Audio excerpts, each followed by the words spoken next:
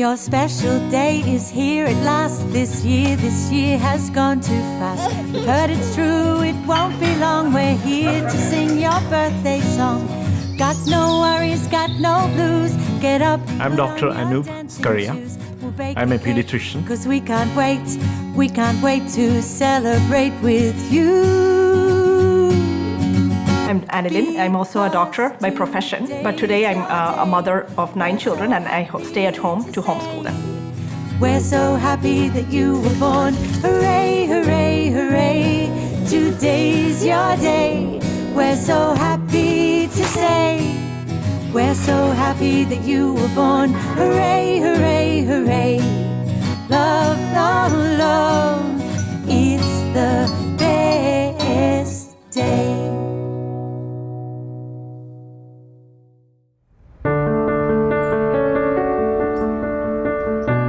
So we had an arranged marriage, and so how it happened is I did my elementary school in the US, and when I was in the 5th grade, my parents sent me and my sister to India so we can learn the culture and language and continue our studies there.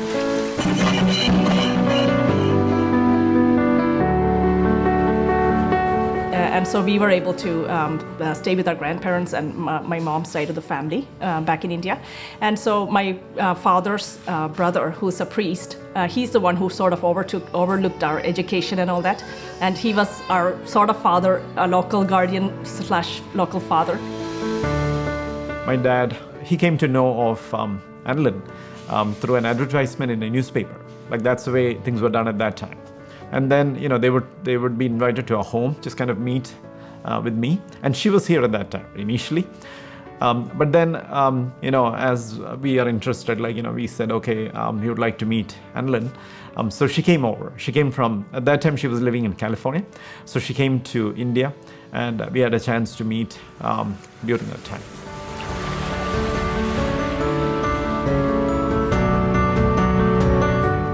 So we liked each other, we asked questions and all of that, just to kind of get to know each other, the priorities in life, all of that.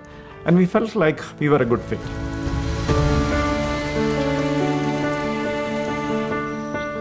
For some reason, I felt more like this is the one that it looks like God is calling me to. I don't know how, any obvious reason why I had chose, but just from my heart, I felt that this looks like more like the one that God is calling me for. So, within a month or two, we got married.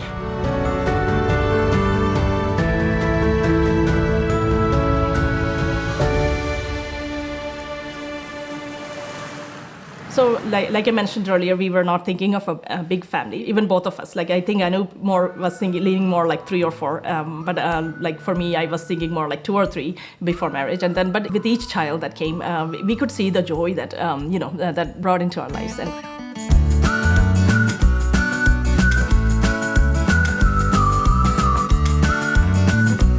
if I look back and I say, if I only had 2 or 3 children, I don't think I would have been, our family would not have been at all the same as it was now with 9 children.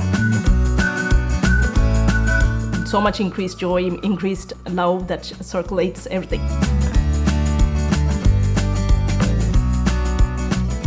In Genesis, God says, I'm paraphrasing it, multiply and subdue the earth. So that really struck me. I grew up as a pro-life doctor. So I always wanted to, so I would go for talks, all of that on pro-life. So I knew that, a big family is something that God wants.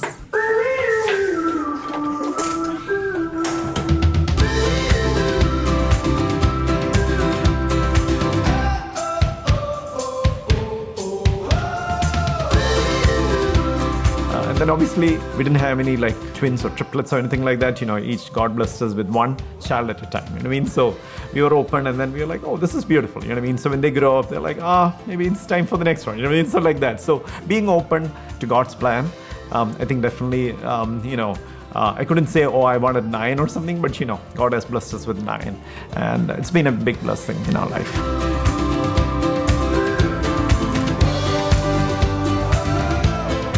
So at work, I have a picture of my family. So many times, patients ask me, is that your family? Is that yours, all your children? I'm like, yes. You could tell I'm a pediatrician. I like children. I like working with them. So it's a blessing. So usually the people look with curiosity, such a big family, because 9 is a little bit more about the large family, even the large family range. But for the most part, at least by God's grace, our kids have been behaving not very well, but reasonably good mannered when they're outside the house. So that has attracted a lot of people. Tell us even that your kids are different, they are very well behaved and that kind of thing. And so they even come and tell us how beautiful a family we have and all that. So that really encourages us and warms our heart to hear that.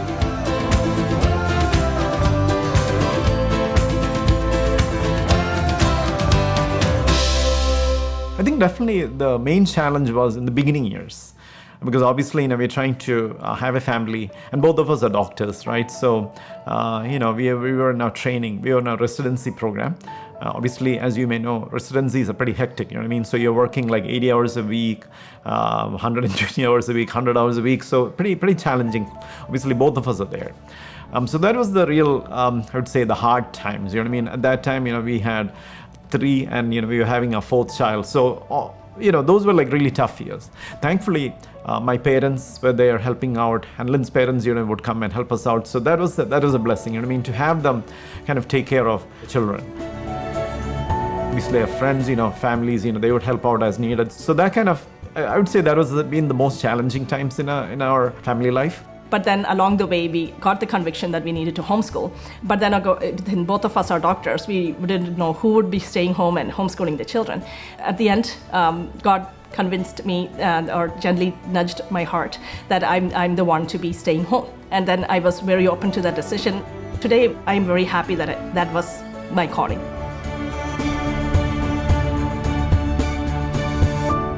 So, we are so thankful for the families who have done homeschooling before us.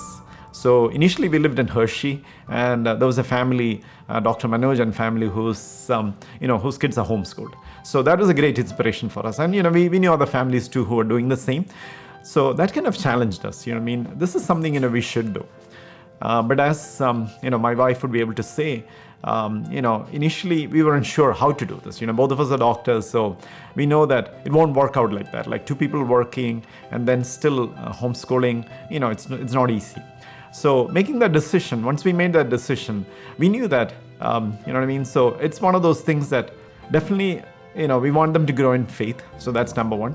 2, we also want them to excel in the academic levels. So we have seen that, obviously, right now, Annalyn is staying home. Initially, I was the one staying home and doing the homeschooling in the beginning years. But then when we see them grow up in their faith and academically they're excelling, we know that this was the best decisions we made. They're young, right? They're children. So they don't need to be exposed to all the dirt that the world is throwing at them. We are trying to nurture the little child till he is old enough or strong enough to fight the forces of the world. And that's what we're trying to do through homeschooling. Also the ability to pursue their passions. That is, I think, one of the most important things that we have been able to see with them also, because they're done with their school pretty early, like maybe 1:30 or 2. And then they have all this extra time. They don't have any extra homework. They are finishing their homework during their school time. And then they're able to pursue all their interests. And so my daughter, she developed a great passion for baking.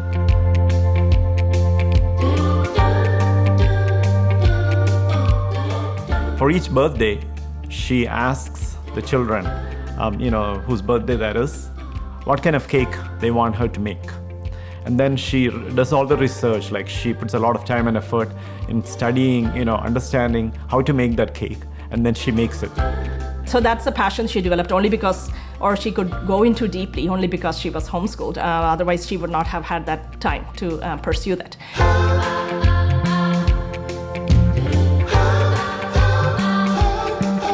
With my second son also, Now he has been like very deep into reading a lot of like finance and economics and those kind of books that from even 5th grade onwards, very high level books. So he's also very has a good expertise in that field. And he recently started his own company and all.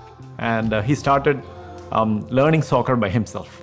Initially, he did not go to any like training or anything, but he kind of self-taught himself the lessons of soccer. And now he is a good player for his local club, the team. So we are really proud of him. So basically, a lot of that was able to be done only because homeschooling. They are able to pursue their passions. Yeah, being the oldest of 9, it has its ups and downs. Well, for one, there's a lot of responsibility that comes to being the oldest. As everyone else grew older, they got to like step in and also take responsibility themselves. And now I'm not the only one who's like in charge of everything. Now everyone works together as a team to take care of stuff. So most of your time you spend is like with each other. So because of that, you form a closer bond, and I think that makes us more joyful. My mom saw this email like asking for volunteers to help out with teaching English to some students in Haiti, and so I think what interested me was just like that aspect of being able to like teach others, because I like teaching. This one is about adjectives or adverbs. And so just being able to like give of myself in that sense to as like a volunteering act, that really made me open to doing it. We definitely include like a lot of like prayer time. Whoever comes to me will never hunger. Like especially as a family and personal prayer, that's like a really important aspect in our day-to-day life. And so and we also have a lot of like religion classes, a lot of catechism involved in each subject we do even. So I think that just helps us to see our faith in like all those different aspects and then also apply to our day-to-day lives. So our parents basically assign all the chores. They assign it based on how difficult each chore is. And we have 2 types of chores. We have paid chores and we have unpaid chores. And the paid chores are usually things that we don't have to do weekly. It's perfectly fine if it doesn't happen, but they still charge us money if we don't do it.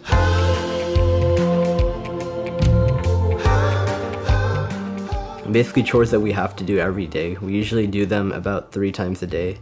It's chores like brooming the house, doing the laundry, wiping the tables, and doing the dishes and things like that. Like stuff that we have to do every day or we couldn't get by.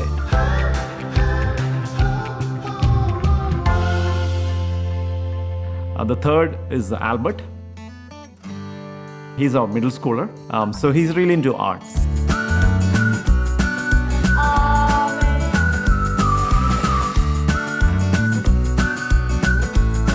The fourth one is Aaron.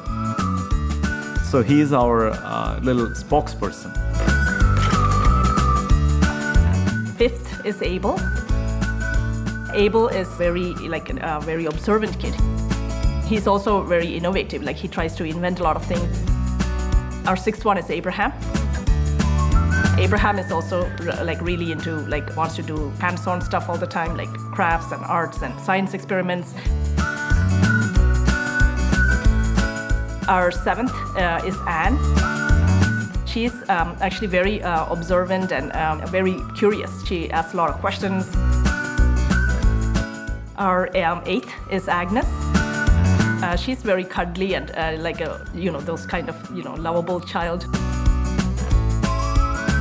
9th is Alfonsa. And obviously since she's the youngest, she's like everybody's, all the siblings love her. One thing I try to do, if not every day, is call my children, and I may just be laying on the ground, like in the grass, and then I'll just call them. Hey, come to me. You know what I mean? I'll just they may just lay on my body, and then it'd be like, okay, let me hug you. You know what I mean? So starting it young, you know what I mean? That affirmation of love, knowing that hey, you're loved, I love you, Appen loves you. Maybe I'm not able to give enough time for you each and every day. Maybe I'm busy with ministry or work or something. Maybe I'm out of town, but still, I'm there to love you. You know what I mean? So my first and foremost job is to love you, to help you love God. So that is there. So we try to do it that way. I mean, it's not easy, right? The other thing, we also try to do is, let's say if I'm taking my son for a ride for soccer, or, my oldest, she's coming with me for an appointment or something, I try to talk to them about things, right? So how's life, how things going, things like that. So it may not be like a lot of time, but, trying to catch up on things and all of that is there. I mean, I can say that definitely my wife being home, she's able to spend a lot of time with the children. So that's been a blessing. And, I'm supporting her in that. And then I'm also able to kind of help her, through understanding their needs and whatever dynamics, we need to kind of help them. As they grow up, definitely their needs and situations are different. Sometimes, it's new, right? You know what I mean? They're going to, like, let's say our oldest, she's going to be a senior next year, and then she'll be going to college. So things are different. So we're trying to understand those things, the new challenges that, it's coming to us, and then, kind of work as a team to help get through all of that. So prayer is a very integral part of our family life.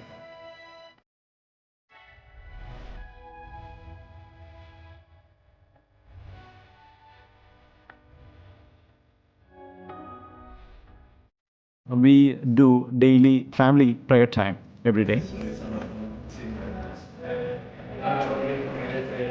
It can be a rosary, can be where the Bible passage for the next day. We reflect on it.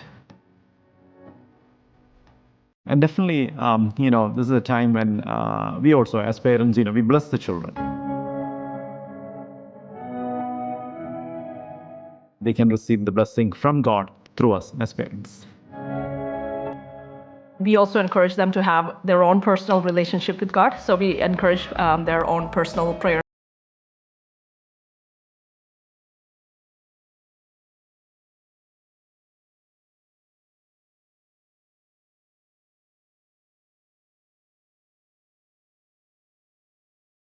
Others also, not just themselves.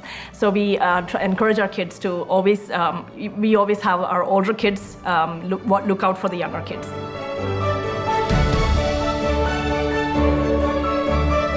Which doesn't happen all the time, but that's what we try to encourage.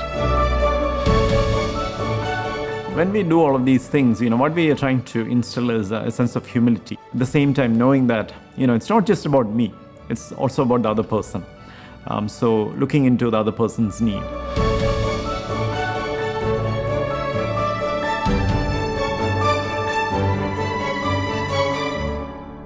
So this was about 5 years back. I was able to experience God's presence and comfort.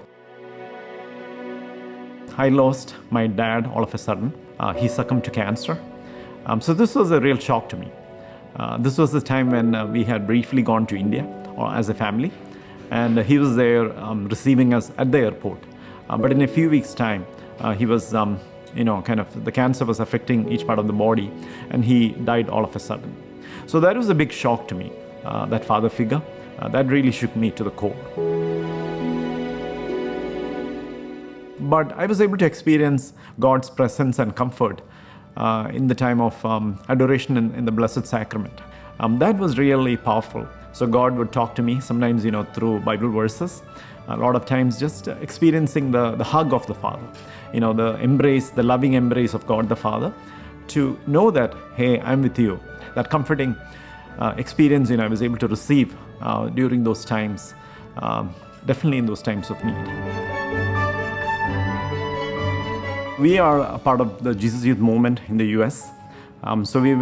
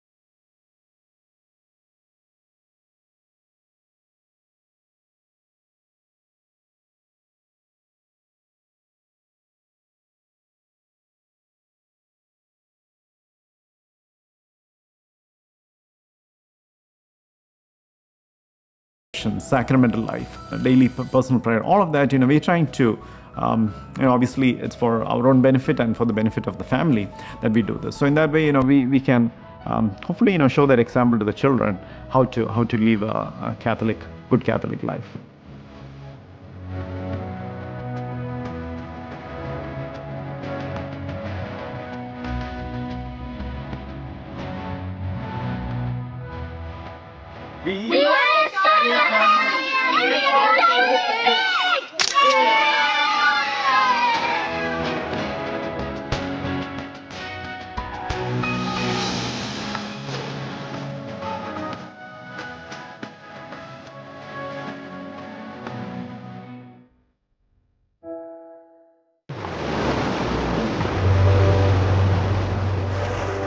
Are you searching for purpose of life?